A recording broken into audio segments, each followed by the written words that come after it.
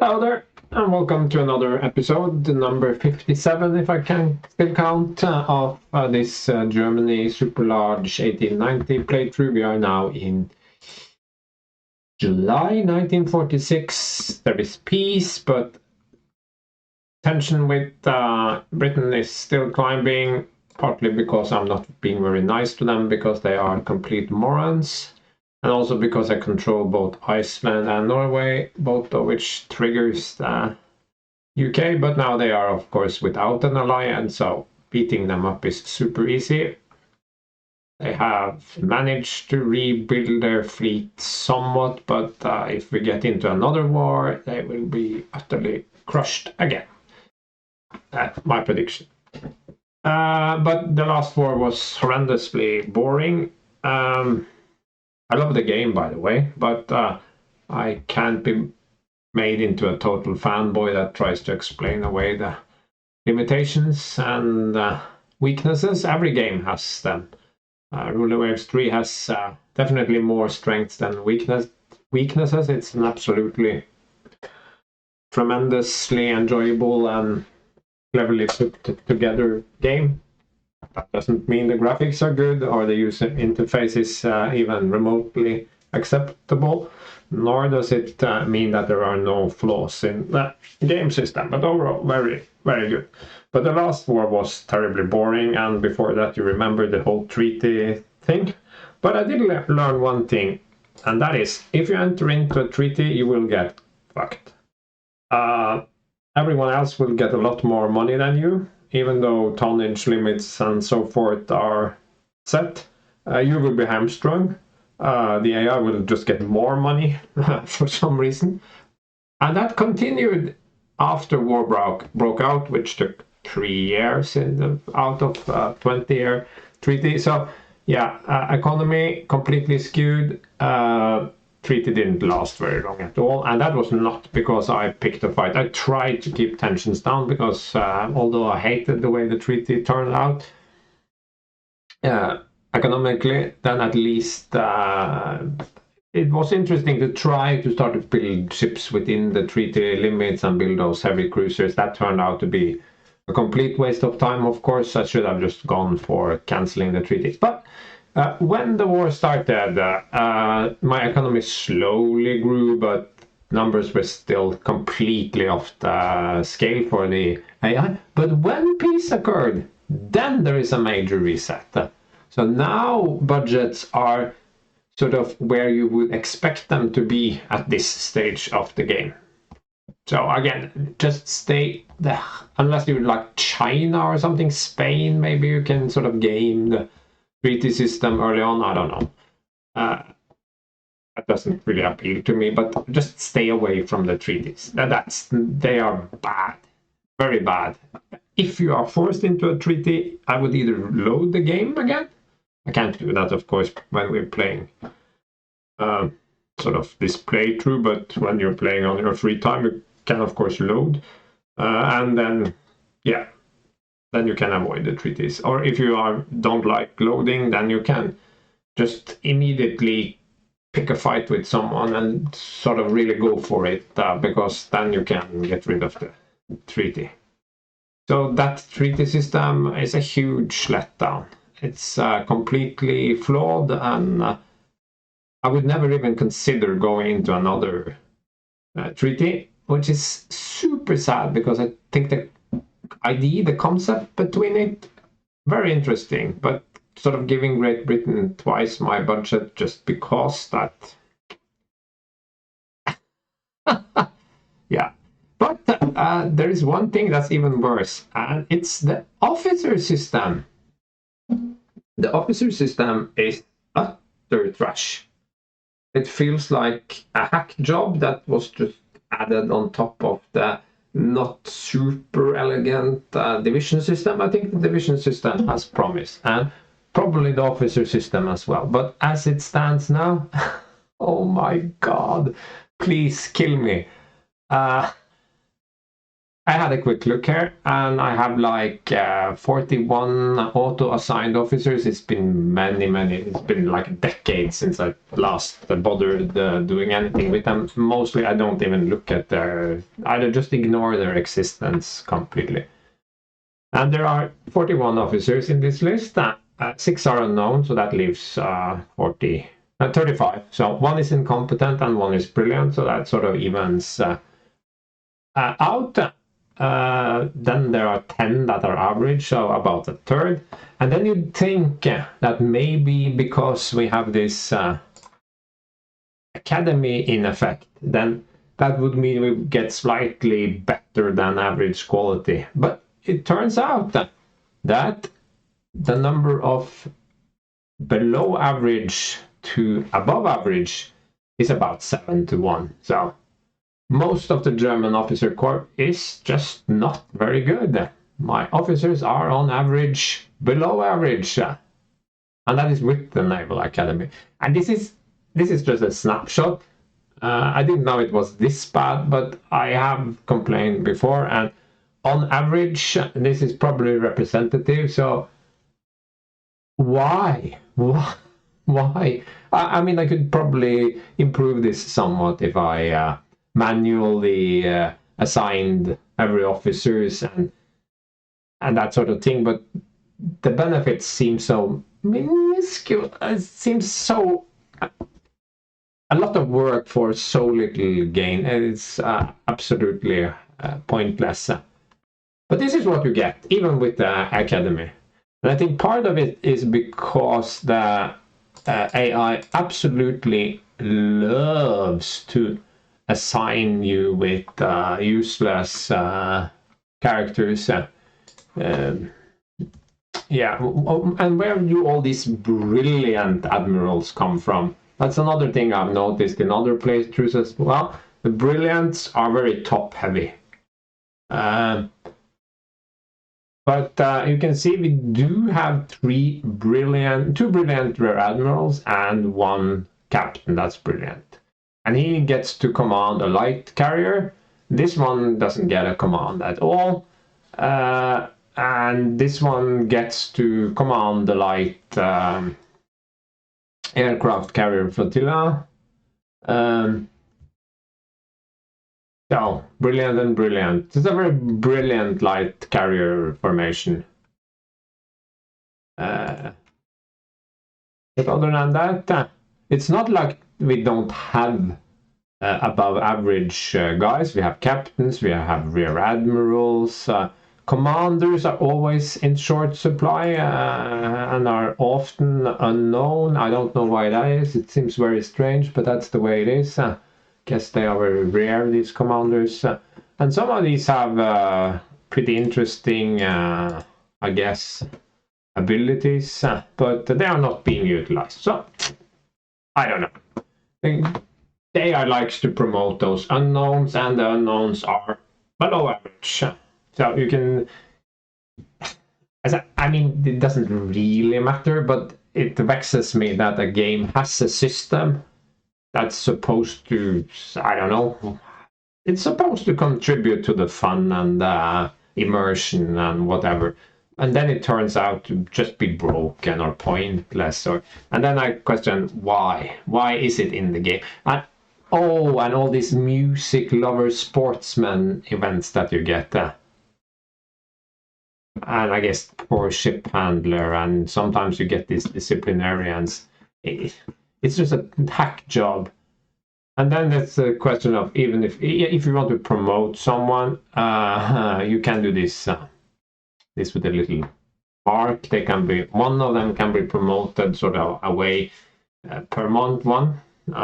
Otherwise, you have to pay prestige, and somehow, for some reason, that cost seems to scale with the number of prestige you have. So I have 90 now, so one forced promotion would probably cost me like 4 prestige, or maybe even more. Last time I tried, I think I was around 60, and that cost 4. But apparently some people on the forums are saying, or on Discord are saying, it only costs 1 or 2 when you are low on prestige. So yeah, that could be could be true, I guess. Of course, if I wanted to game the system, I can just go here and make a lot of empty or even these minesweeper thingies, and then just put the incompetence and the below average in here and manually promote that. I did that like 20 years ago in this campaign, but it's not very exciting. You can also just make empty units and do what I call a lateral promotion. Doesn't cost you anything, but it takes a lot of clicking, and it shouldn't be like this. I think they should get their act together and fix the system. And as usual, in terms of Ruler Waves 3, I don't see why it needs to be so secret. You don't have to spell out all the mechanics surrounding everything, but you can be a little bit more concrete then. So that's my little rant now, because I had the misfortune of looking at this list twice, and then I realized how horribly stupid everything was. I have reorganized my fleets as best I can and tried to sort of free up some money. I could probably just kill this academy, but I feel like as a great naval power we should have a academy. I also tried checking this for use scout force, but it keeps getting removed, so maybe now in the carrier age we're not using scout force. That could be something like that. This I should probably look into someday. Damage control. I mean, I like night fighting at the start of campaign. I didn't do it for this playthrough, but night fighting can be very good in the beginning. In the beginning I don't think torpedoes are worth it, but at some point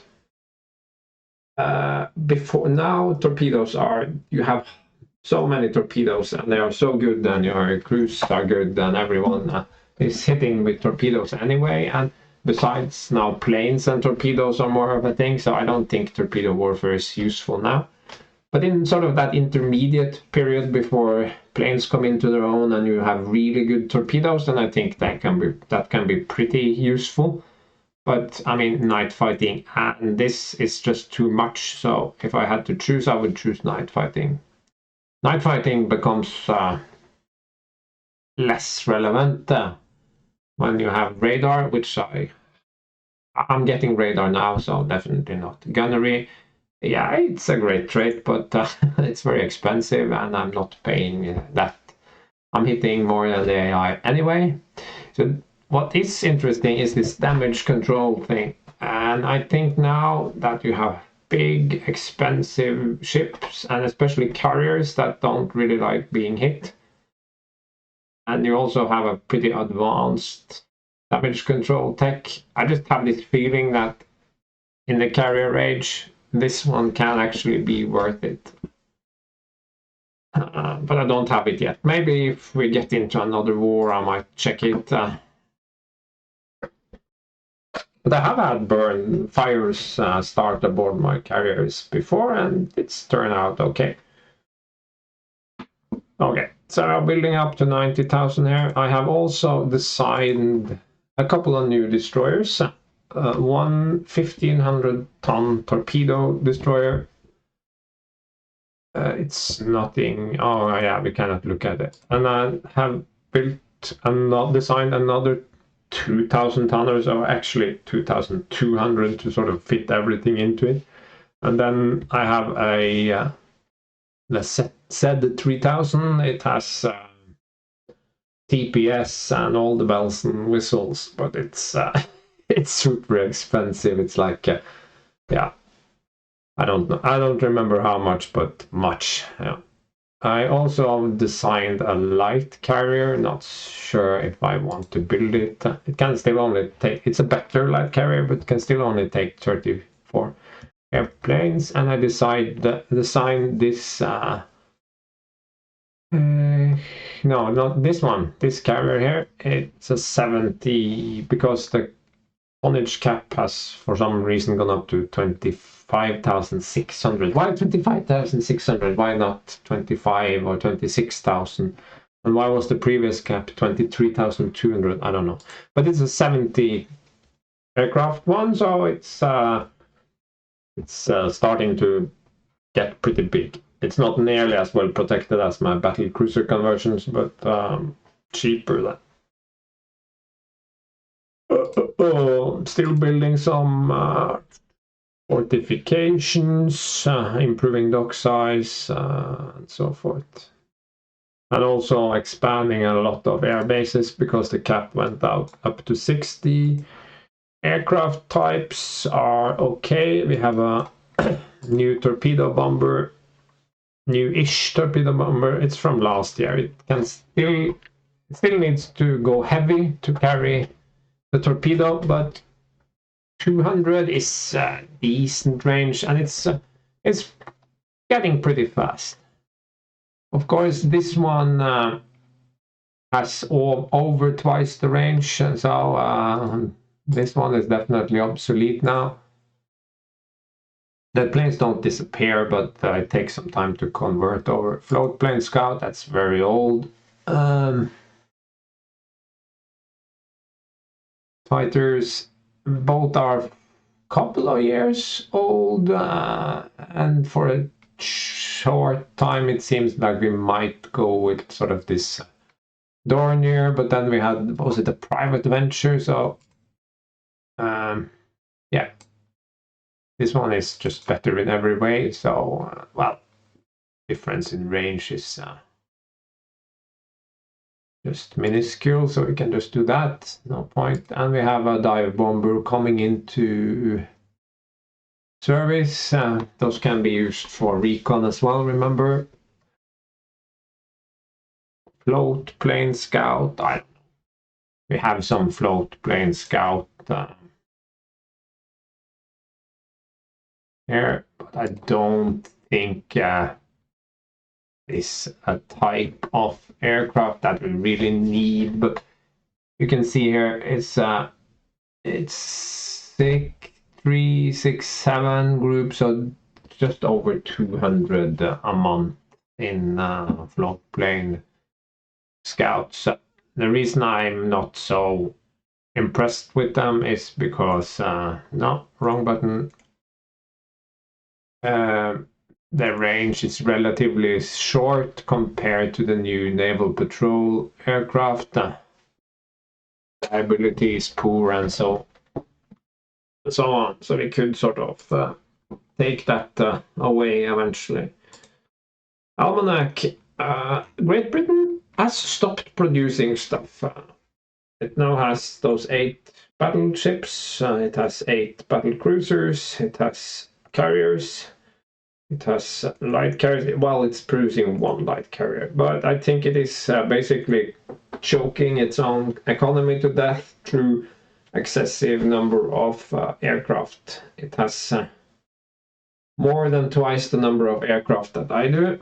I don't think that's a very smart thing to do. I'm not sure where it keeps. Probably all of them in England. They don't have any colonies left. Well, not very many. So they have quite a few subs. They aren't that expensive, but they aren't free. So, well, they're building a lot of destroyers though. So.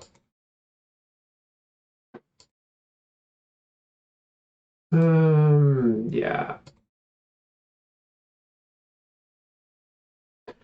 These heavy cruisers are losing speed, so either they need new engines or they can be just scrapped basically, because if they don't have speed, they have absolutely nothing.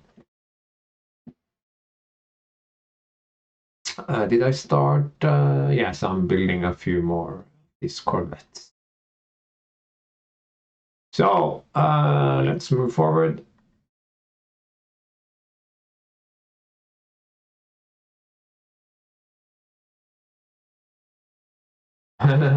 Yes, this is when you can go fascist if you're like that. We have 0 unrest and so forth. I don't really increase defense spending once in power. That well, suddenly I feel tempted. And we are going to pick a fight with the Americans. So if we go fascist from a game mechanical point of view, then we are further from each other in terms of government. So that could actually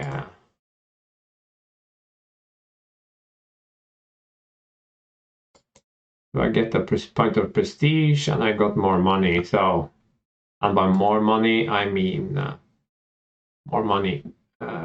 Italy, yes, we need more budget, but probably it won't increase because it's already so big. Thermomechanically treated armor materials, okay.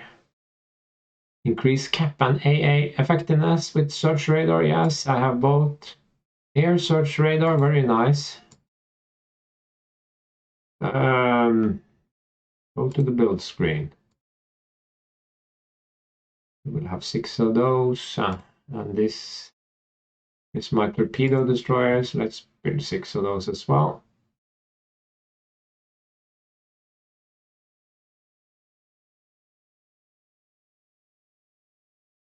Probably crazy to build these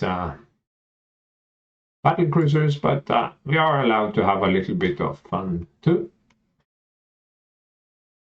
There's been a murder in the Balkans, even at the reserve. Yeah, why not?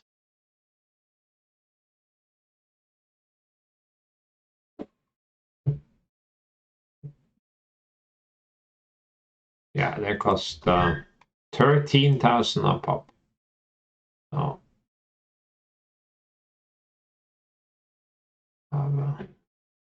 4 of those. And suddenly my budget isn't too shabby.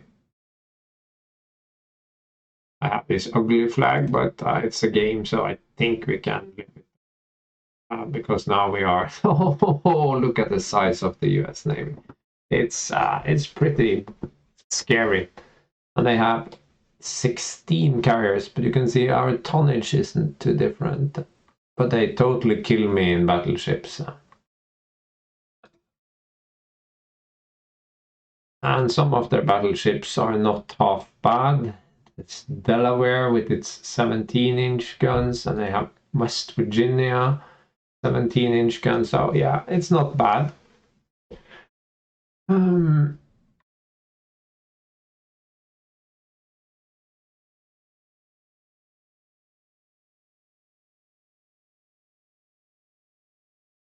Austria-Hungary. This is crazy. Communist, me, fascist, communist, fascist, fascist, communist, Eastern fascist-ish. Liberal democracy, limited democracy, fascist. It's pretty sad, actually. So sorry about that. Up until the point where I read you get extra money, I was thinking, yeah, we could sort of do the liberal limited democracy thing, but yeah, temptation.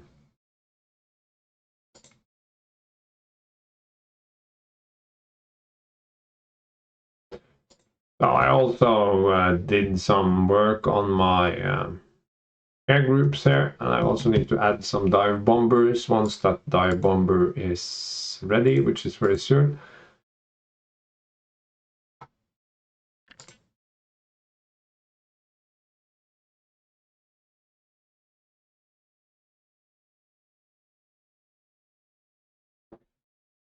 Yeah, by all means. Nah, not building that now.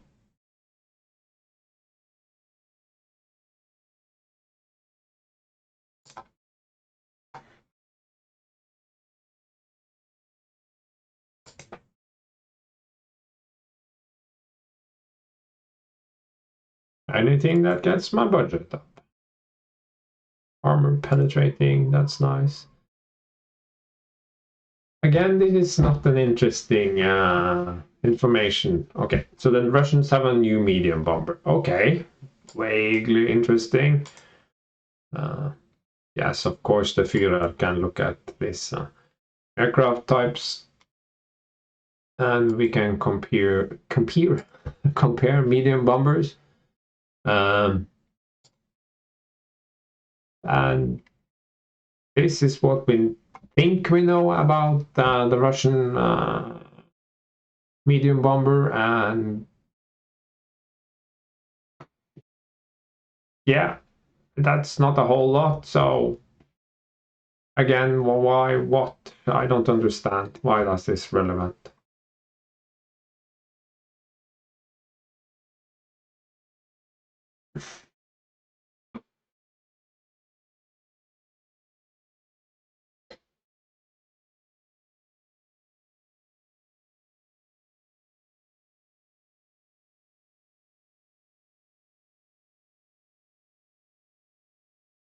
Just want to wait until the dive bomber is done. Economy is booming. We will put it into budget. All right. Yes. So this is tempting because it is reasonably fast and range is very long, but this one can take torpedoes out to medium range, which is it's a pretty good medium range, and it's also the fastest. It has more firepower and slightly more maneuverability. So let's go with the Fizzler. Yeah, we can do. Do we want to get into another? Wait a second.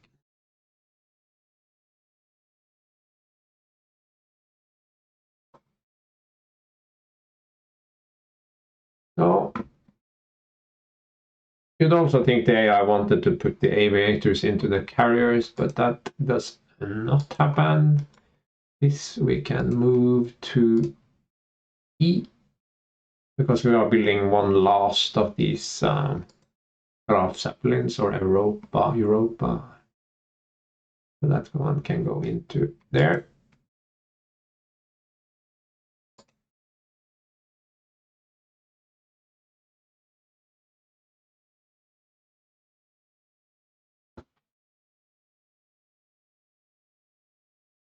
Oh yes, you have to look at this. This one is pretty nice. Okay, we can't zoom, so let's open the design instead. Look at this beauty. It has two double 6-inch guns, and it has some dual purpose 3-inch guns on the side there. 35 knots. Some AA.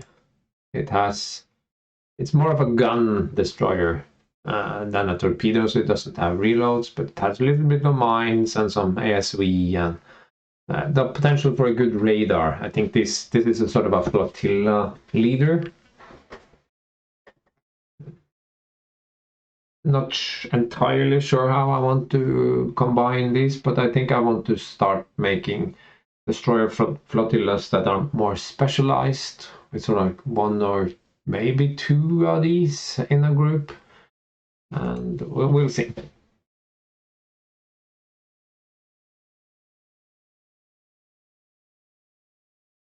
And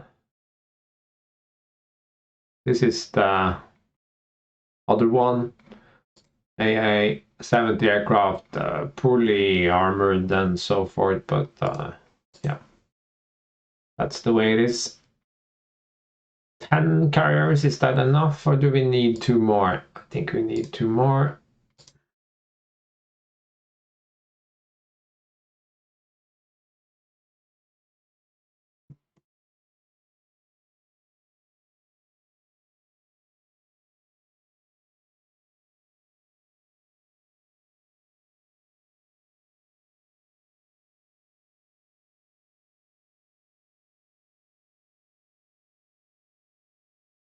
Yeah, let's build one more while we're at it, and it can be Manfred von Richthofen. Presumably we had some sort of World War I equivalent. We certainly had enough wars, so must be some historical aces. This is a problem because this Schwarzwald will be hard to refit. You probably need to give it a more extensive refit. Remember that it suddenly went 1500 tons in the negative, and I still don't understand that. Maybe it has something to do with the 9-inch batteries. Maybe you get yeah.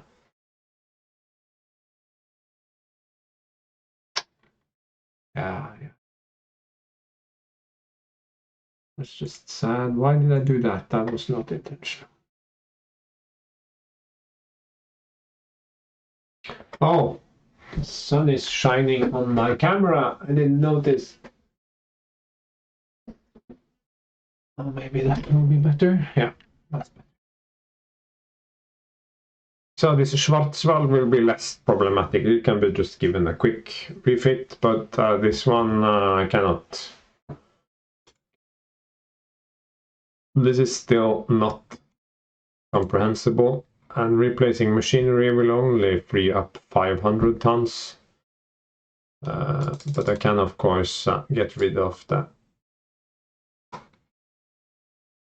So that is possible, but then I pay a lot of money for very little gain, I feel. But we will have to do it sooner or later, and you can also see that it Kemperbad.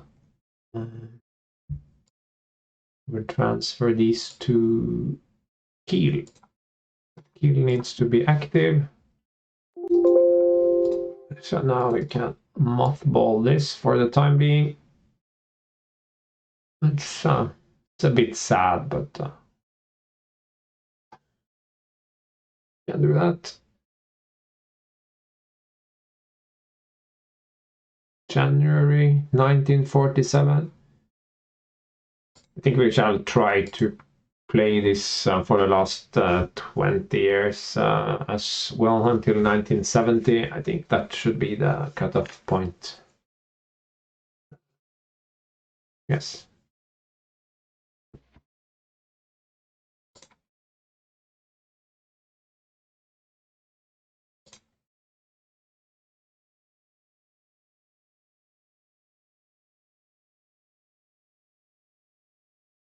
It is now definitely possible to build a better light cruiser, but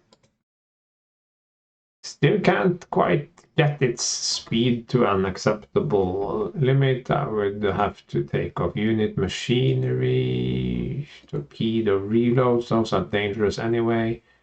I would have to kill the mines. I could take down the tubes. But what is this? What does it do? I don't understand what it does. It can go fast as my new build battle cruisers and new build heavy cruiser, but it has no role. I took off the plane. Yes, it has radar. There's some 6-inch guns. Those are good for shooting at destroyers. It has a few torpedoes, not a whole lot, but no mines. AA is okay, but it's not exactly a maxed out. It's not this. It doesn't have 60 or more. Yeah. So, I don't know. Doesn't feel like it's possible to build anything that's acceptable there. These two as well, they can be.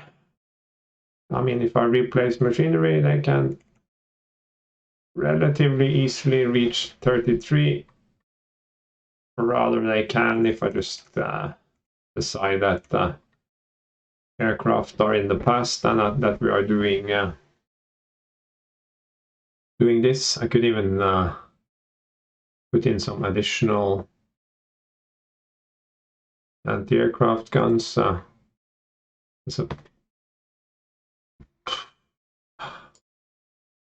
53. That's not possible.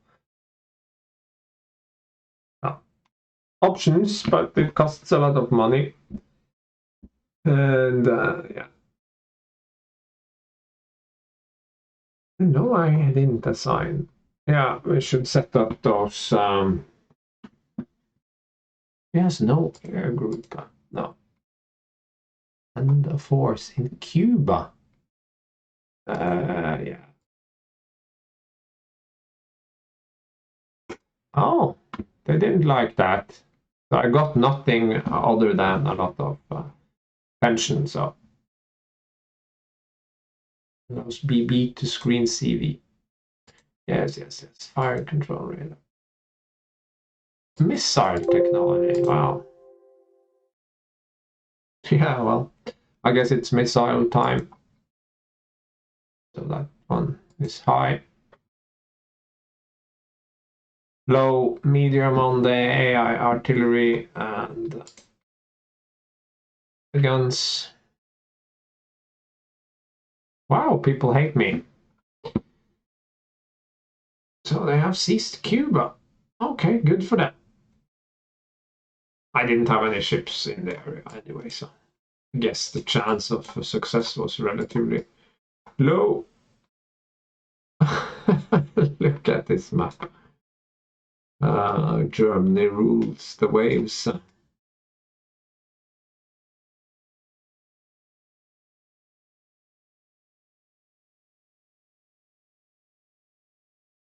Yes, yes, yes. Air groups. Okay. 48. This one is missing.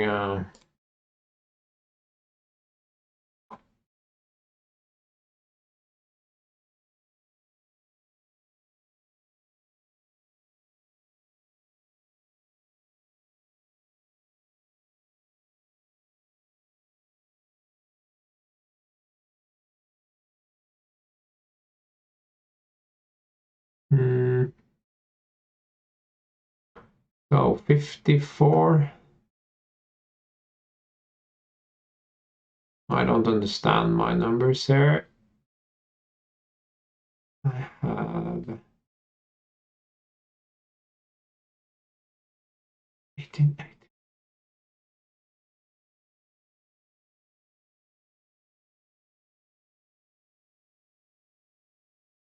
Page number. Yes, that's the plan, I think.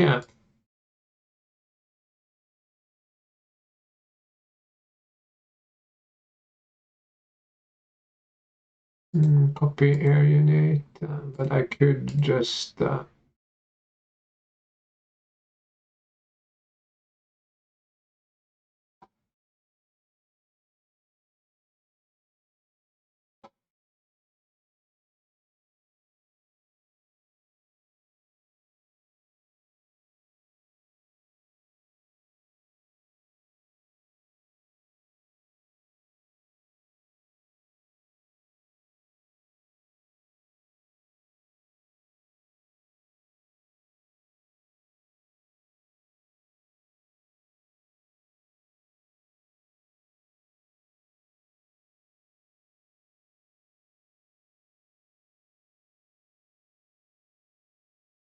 we did that.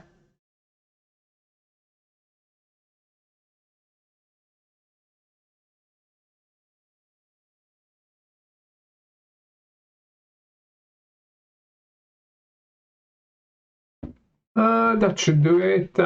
This one doesn't have a air group, but it's mothballed, so I don't think that's a big deal.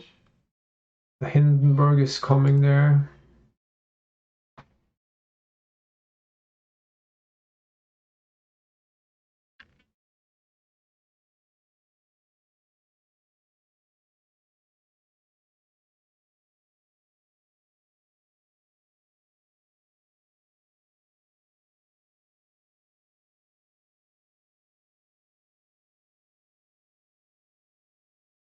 Who are we going to pick a fight with? We are going to fight Spain for some reason. Oh, would you look at that? I think that was a good pick for a naval patrol aircraft because it didn't have the longest range. But what about the one with the torpedoes? Uh, Oh, that was a medium bomber. Sorry, I'm just confused. Float plane scout, medium bomber. This one is definitely obsolete. But now the fighter feels kind of weak. So, but the fighter needs it needs firepower and let's try range. Maybe we will get speed for free. Dock size 89,500. That's almost maximum, so it feels a bit sad that we have to spend money to go all the way, but since we are committed to building a super battleship, we can do that anyway. Where are my big guys? Scharnhorst, is that you? 6? No, Friedrich der Große. Open this one.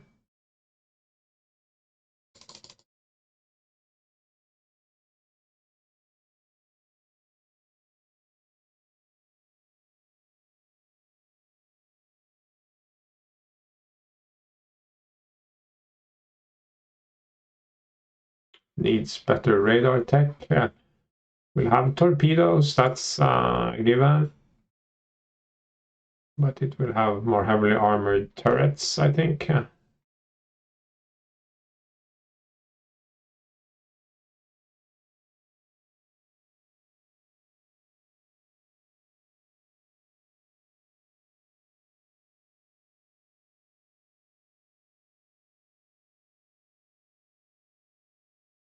Nah. Do we really want to do this? I think the basic idea, 12, 17-inch in 4 turrets, that's sound. This I do because I think it's a bit of good fun. So, same with most other things. There aren't a lot of things that I actually would like to change.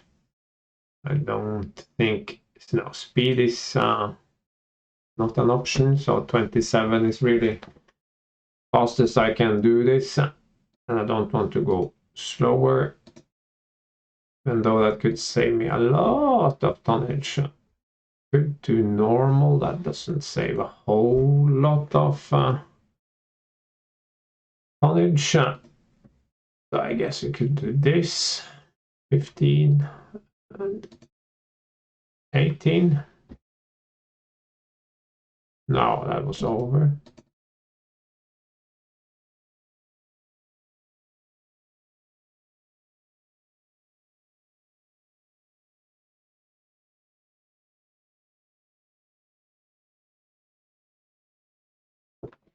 Just basically the same ship. The price is mostly the same.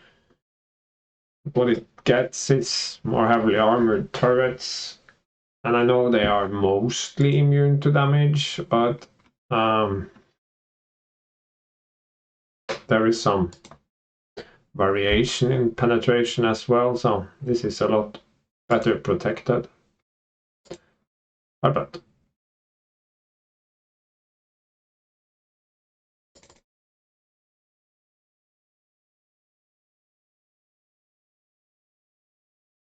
I think destroyers at this point and carriers are the most important.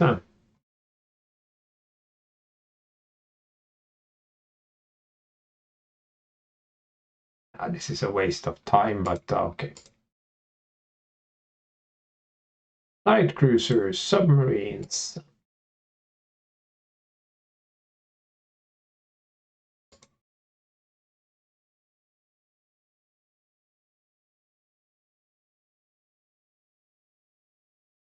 That looks like Midway is inside our invasion range, and by extension we can then afterward invade Hawaii. Not saying that I'm going to, but oh no, they are very angry at us again, so we will have to mobilize. Yes, that puts us far into the red, so we definitely have to This will be mothballed still. Ships under construction, these guys. I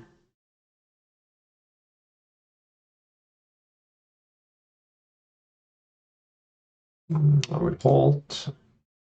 Yeah, that's much better. But anyway, some planning is in order, and then maybe a new war.